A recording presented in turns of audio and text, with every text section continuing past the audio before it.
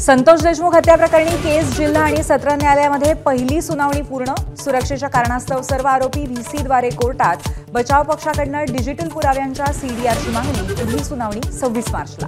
मी राष्ट्रीय नेता असूनही थेट आरोप करणाऱ्या आमदार धसांना समज द्यावी, पंकजा मुंडेंची पक्षश्रेष्ठींकडे मागणी।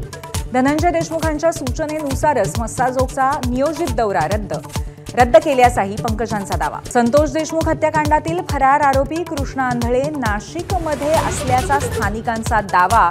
नाशिक पोलिसांकडून सर्च ऑपरेशन सुरू। सतीश भोसले उर्फ खोक्याला अटकपूर्व जामिनावरील सुनावणीपूर्वीच अटक।